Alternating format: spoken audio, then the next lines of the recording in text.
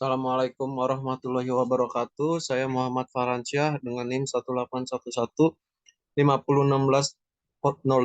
akan mempresentasikan jurnal saya yang berjudul Aplikasi Pengamanan Dokumen menggunakan metode Reverse Code 4 berbasis web pada Yayasan Berkembang Mandiri Indonesia.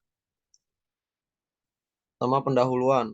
Yayasan Berkembang Mandiri Indonesia memiliki dokumen penting seperti dokumen keuangan dan sebagainya yang terdapat di dalam ataupun di luar yayasan.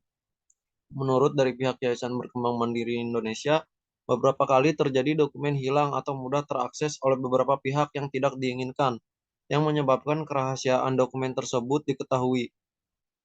Keamanan informasi memiliki beberapa macam teknik untuk pengamanannya, antara lain seperti kriptografi reverse code 4.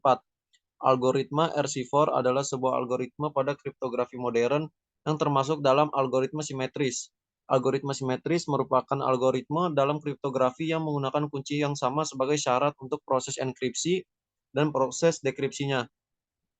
Aplikasi keamanan ini akan berfokus kepada keamanan dokumen menggunakan teknik kriptografi RC4 untuk pengamanan dokumen di Yayasan Berkembang Mandiri Indonesia yang bertujuan meningkatkan keamanan data dokumen.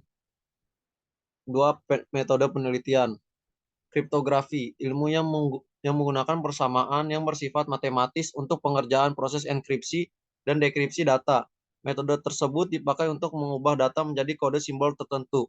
Algoritma RC4. RC4 adalah sebuah arus kode yang bertujuan untuk enkripsinya diproses per 1 byte dalam sebuah pengoperasian. Algoritma RC4 merupakan jenis stream chipper yang melakukan enkripsi di antara kombinasi dari plain text yang terdapat bitwise XOR, exclusive OR.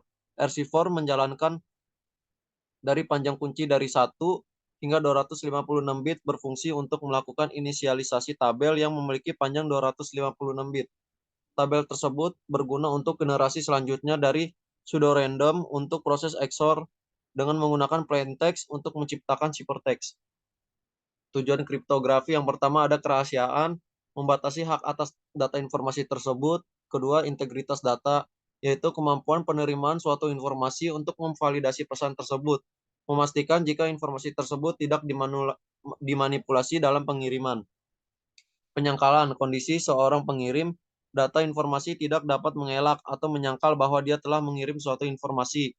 Yang keempat, autentikasi, mempunyai penerimaan suatu informasi untuk membuktikan bahwa informasi yang terkirim tersebut asli.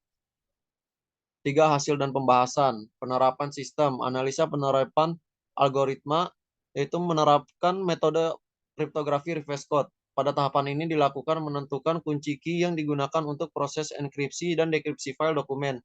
Yang kedua, proses enkripsi file dokumen menggunakan kunci yang diinputkan, lalu mengubah data file yang terpilih menjadi ciphertext.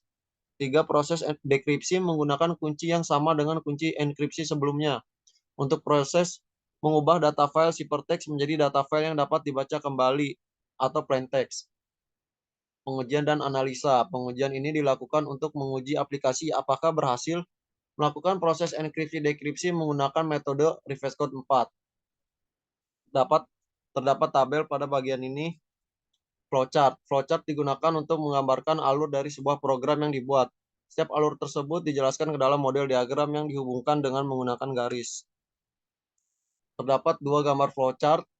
Yang pertama adalah flowchart halaman enkripsi dan yang kedua adalah flowchart halaman hasil dekripsi.